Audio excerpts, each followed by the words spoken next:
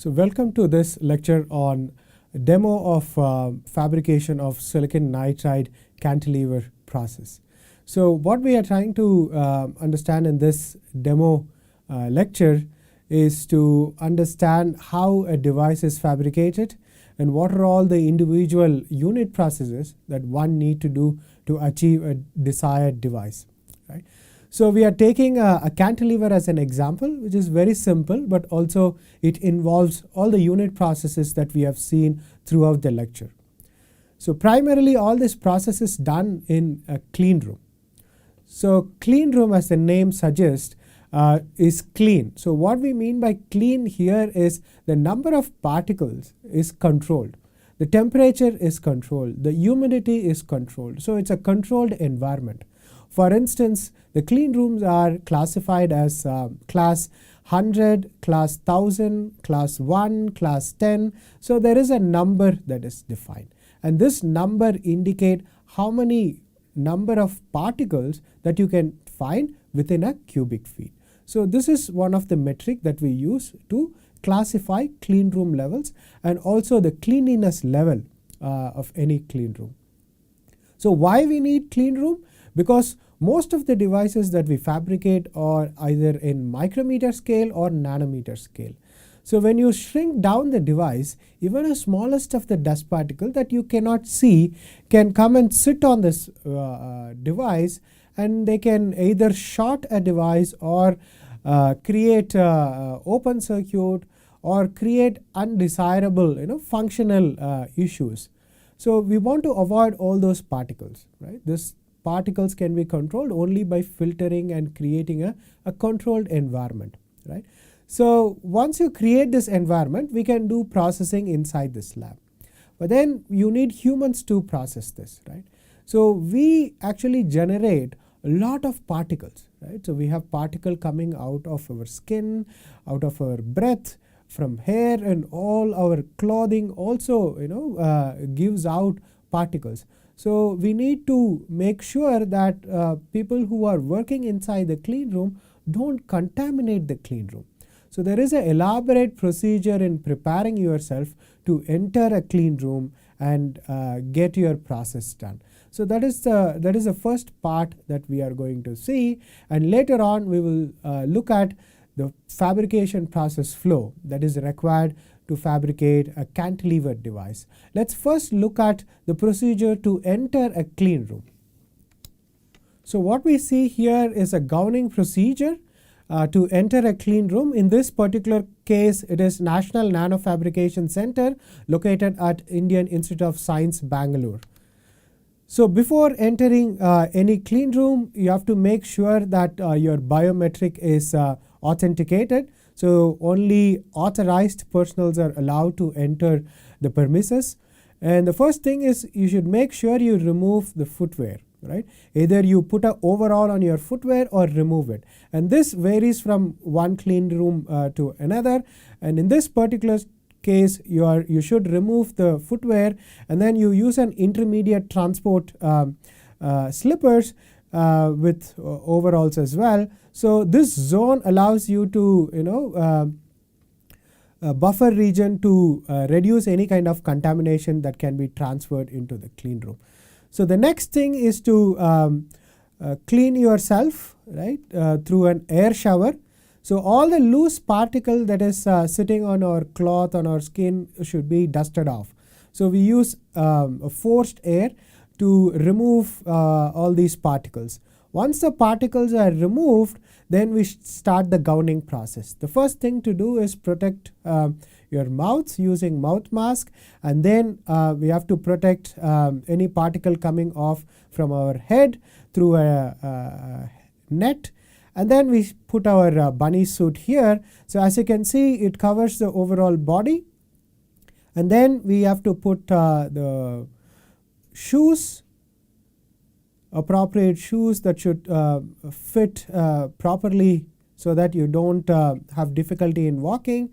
And once the bunny suit is done, then we have to protect the hand that is not protected through the gown.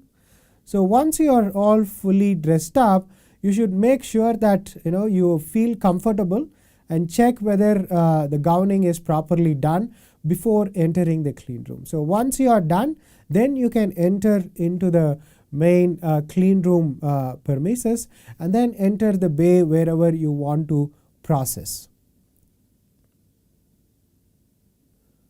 So now after entering the clean room, you will start doing whatever process you want to do.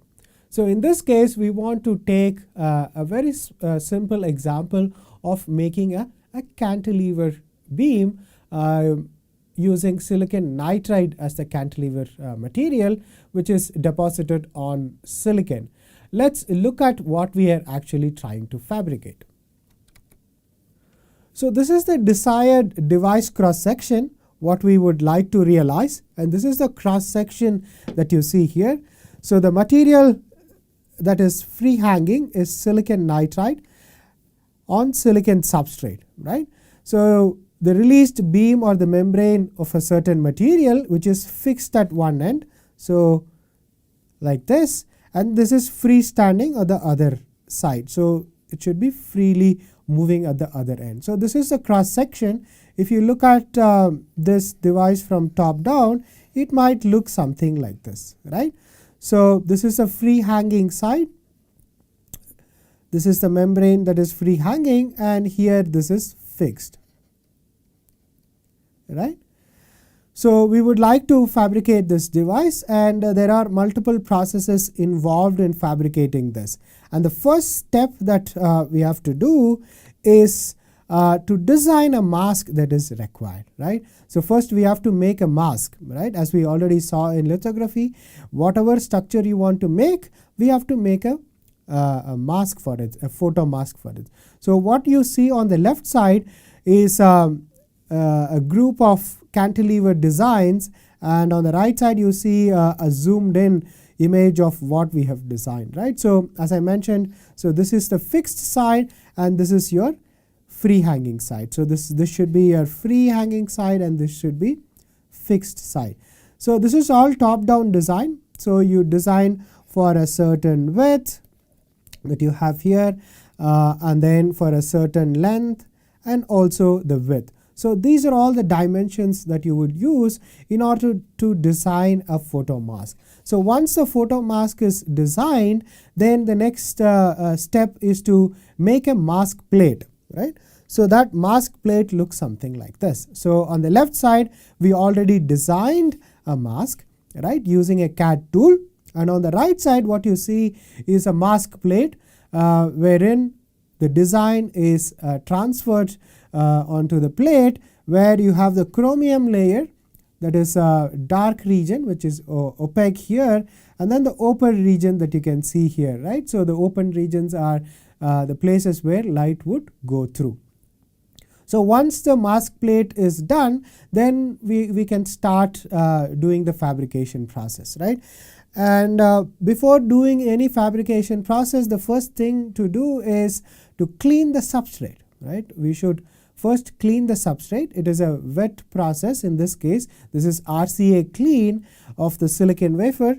So the silicon wafer should be cleaned so that we don't have any contamination on the surface.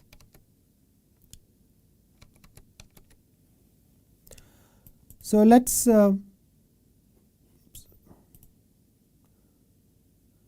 look at the cleaning process. So the first thing that one need to do when you are doing wet process is to wear personal protective gear, right? So we have to make sure we are protected from any chemical safety hazard. So what we need to do is put the safety sleeves so that any acid spill or splashes will not affect us. So once you wear the sleeves, then it's time to wear the apron, right? So the apron will prevent any acid or any chemical spill onto your body. So the personal protection here will protect you from any safety hazard that you might face in case of spill.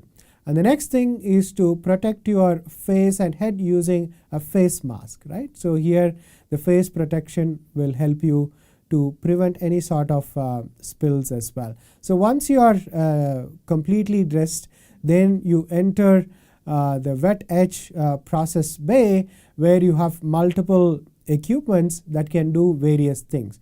So all the clean room facility that has wet processing stages will have various wet bench processing stations. So these wet bench processing stations are allocated for various chemical processes. So as you can see here, there are various modules that are there, and each module can be used for either solvent processing or acid processing, or something that is highly contaminating that contains metals, or metal free processing. So various processing stations are isolated. So the main reason for doing this isolation is to make sure that the processes are done without any cross contamination and also safety. So what we are going to do is to do cleaning process. This is going to be what we call level 0 or front end process, where no metal contamination, no polymer contamination should be there. And once you identify the bay, the next thing is to also wear the local protective gear that is required to process the wafer that you are trying to process. So here what you see is the wafer is kept in the wafer carrier, and the first thing that you need to do is rinse the wafer with deionized water. And once the rinsing is done, then you are going to keep this into the acid bath, right? And in this case, this is a RCA clean, and we have a bath with the acid filled in, and we are going to put the wafer carrier inside that acid bath. And once you keep it inside the acid bath, you close the bath and then you start the process. So this is an automated bath process where the temperature of the bath is maintained. As you can see here, the temperature is maintained as 75 degrees Celsius, right? This is important for cleaning process where we maintain the right temperature. So since this is an automated process, you can also see that the timer is also running there, and you can keep a monitor of this timer as well. So once the process is done, we can take the wafer out, and then we have to remove all the acids that are sitting in the wafer and also wafer carrier. So there are two ways to do that. First, we quickly do a rinse through the rinser here, and then we will do a bath rinsing. So the wafer is now taken to this bath that contains a deionized water, and the wafer carrier is kept inside this deionized water bath. The carrier handle is removed now, and the bath is closed. And once the bath is closed, we will start the DI water splash. So that again is an automated process. So here you can see this is a bath 5 that contains this deionized water. So when you start the process, you can see the water starts splashing, right? So when the water starts splashing, it is removing all the acid contamination sitting on the wafer, right? So we used acid to clean, but now we have to remove the cleaning acid using this deionized water. So the way we monitor the cleanliness is by looking at the conductivity of the deionized water. So because of the acid, the pH will change, and your conductivity of water will also change. So as you keep on splashing water, right, then once you remove all the acids that are present in the wafer and the carrier, then the conductivity of the water will increase again. So once we reach the normal deionized water conductivity, then we are sure that all the contamination is removed, right? So once the process is done, then this can be switched off, and then the wafer can be taken out. we need to wait for this process because we should make sure that all the contaminants are removed. What I mean by that is the conductivity of water is maintained or brought to about 18 megaohms, right? So that is the deionized water conductivity. So when you have contaminants, the conductivity will decrease, right? So the conductivity will increase, right? So now the process is done. So you can see here the bath is indicating the process is complete, and once the process is complete, you can take the wafer out.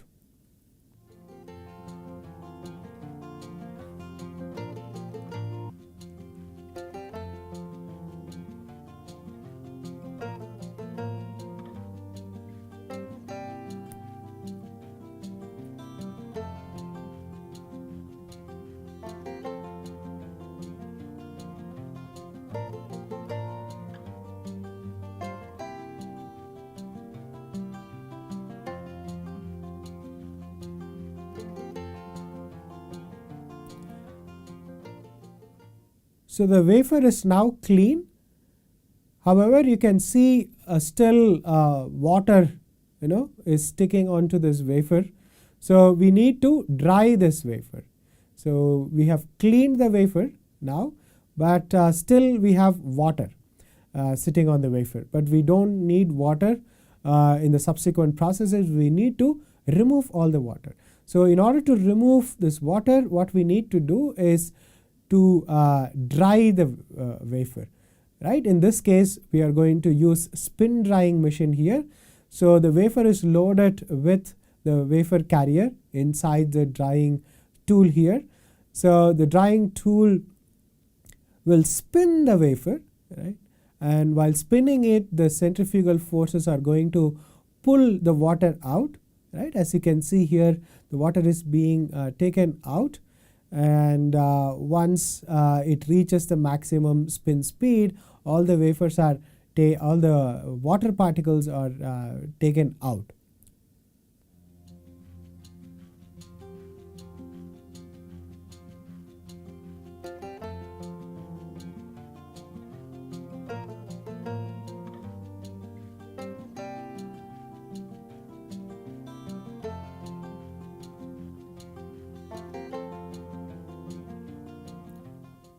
Once the spinning is done and the wafer is dry, the tool automatically indicates that the process is complete. And once the process is complete, you can remove the wafer out of the tool. But still, there is one more step that we do in order to make sure that there is no water present, right? So whatever spinning is going to do is going to remove this wafer, remove water from this wafer. And then we can do a dry dehydration bake if necessary to make sure the wafer is clean. So what you see on the screen is a cleaned wafer. So now we have cleaned the wafer. So the wafer is clean and we can use it for subsequent process. So now let's look at what is the next process that we need to do. The next process is cantilever material deposition. So as we have already mentioned, so silicon nitride is the material that we would like to use as cantilever material. So that means we have to deposit this material on top of the cleaned wafer. In this particular case, we want to deposit approximately 200 nanometers of silicon nitride, let's say.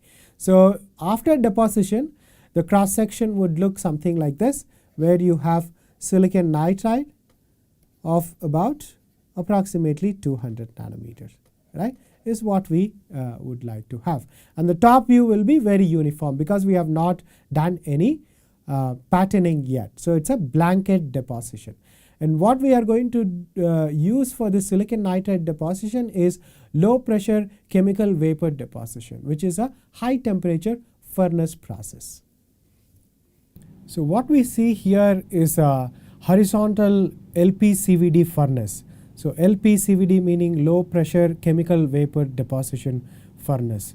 So as you can see here, one of the tube is being opened so that we can deposit silicon nitride in this particular tube. So the tube is horizontal in nature. So when the tube comes out, you can see how the wafer is loaded. But before that, the door contains all the gases that goes into the chamber for deposition. For instance, if you want to deposit silicon, we will use silane. So that silane gas is injected into the chamber using these cartridges that you see here. So the flow of these gases are controlled through these cartridges. So what you see here is a container wherein we put our wafer inside in a wafer board, and this is covered by this protective cassette. So once the holder comes out, so we should try to carefully remove the cassette here in order to load the wafer. So if you look at the chamber here, the furnace here, so this is a quartz tube that you see here, and internally you can see some deposition already happened. That is why it is dark in this region. And this is the wafer holder. So you can see here the wafers that are already present inside the chamber is taken out. And then before loading our sample or our wafer, we are going to remove whatever samples that are already existing on the sample holder.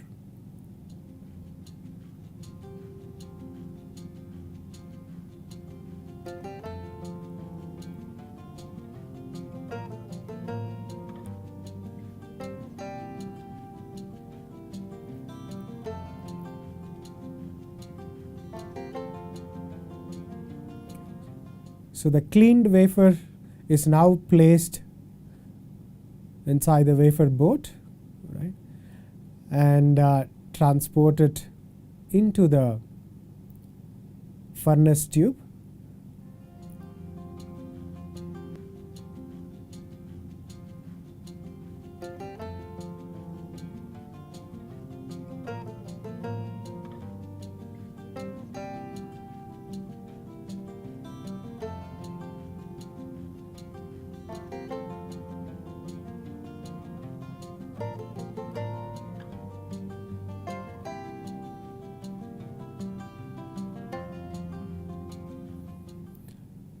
So the whole process of loading and unloading is done using the motors which are computer controlled. So there is a program that determines the speed of the movement of the holder in and out.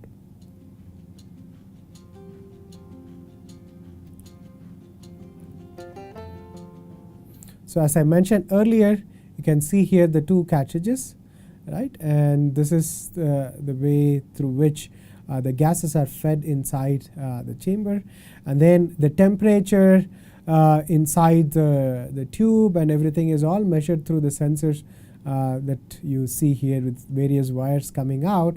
This is all the sensor outputs where we are measuring the flow, the temperature within the furnace. Right. So once the loading is done, then we come back to the control program, and we have to choose the right recipe, the deposition recipe, with which we can deposit the silicon nitride that we want. So this is all pre-programmed. You can see here there are multiple recipes available, and you are loading this program into this control software so that the gas lines can be controlled, the temperature elements can be controlled, right? So if you look at these graphs carefully, what this tells us is how the temperature is going to increase, and we will maintain the temperature, and after the deposition we are going to reduce the temperature and bring it down to the required standby temperature, after which we can open the chamber and remove the wafers. Right? So the temperature profile here is programmed, and what is also programmed is the flow of various gases. Right? So when you look at the different color traces here, they are nothing but traces of different gases. Right? So if you are going to stay at the deposition temperature, in this case about 750 or 760 degree Celsius, and this is where both your silane gas and nitrous oxide is going to react and then create silicon nitride, right? And once the deposition is done, the feed gas is stopped, so both the gases are switched off, and then you are trying to cool it down. And while you are cooling down, you will flow nitrogen gas in order to take the residual precursor gases present in the chamber in order to arrest any deposition that might happen during ramp down time, right?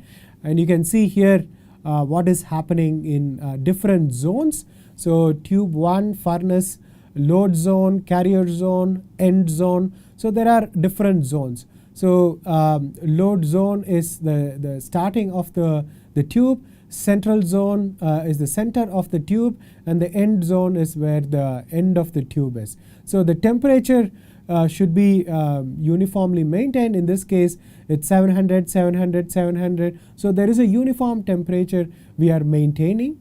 And not just that, we have to also look at what should be the flow ratios are, the pressures are. So all those things are controlled through this program. So you can see here the pressure control. So we have to put the right pressure that we need, and also the MFCs, the mass flow controller for various gases, right? So the mass flow controller for dichlorosilane here, right, and ammonia, right, and nitrogen. So all these flows are also controlled through this program, right? So you can see here about 100 SECM of SLM of nitrogen, 200 SECM of dichlorosilane, and then we have 200 SECM of ammonia, right? So all these gases are being flown through this various tubes for deposition, right? So we can control all these flows using this program. So once we update the program, the tool now starts to deposit, right? And the way that you can monitor whether you are getting the right gas flows or not is through this interface where we are looking at various valves, right? You can see here various gas are identified, and you can notice some of those are 0 and some are non-zero. So what it means is there is a flow through these tubes. And once the deposition is done, so the wafer is removed, and what you see here is a silicon wafer deposited with silicon nitride film. So initially we saw the color of the wafer was grayish or blackish, right? So now you will see about close to bluish tint, right? So this bluish tint is because of the nitride film that is sitting on top of silicon. So once the deposition is done, we should measure the thickness of this silicon nitride. Because this is a blanket layer, we cannot use step height measurement. The tool that we use to measure the thickness is called spectroscopic ellipsometry. So here you can see the source. Here it's a broadband source, and this is a detector, right? And there is a polarizer at the input end here, and there is an analyzer sitting before the detector. So we are using reflection of this light, in particular the polarization change after reflection, and that can be used to model the thickness of silicon nitride present in this layer. So when you measure the reflectivity of the different polarization that we have there, and then we can model this, and then we will fit this model to whatever data or whatever spectrum we get, right? And here you can see silicon nitride is the model that we are using. The thickness we measure is about 137 nanometers, right? And you can see here the fit is reasonably good. So from this measurement, we can say we have a thickness of 137 nanometers of silicon nitride is achieved using this LPCVD deposition technique. So once the deposition is done, we are going to use the silicon nitride that we achieved using LPCVD process and start doing patterning.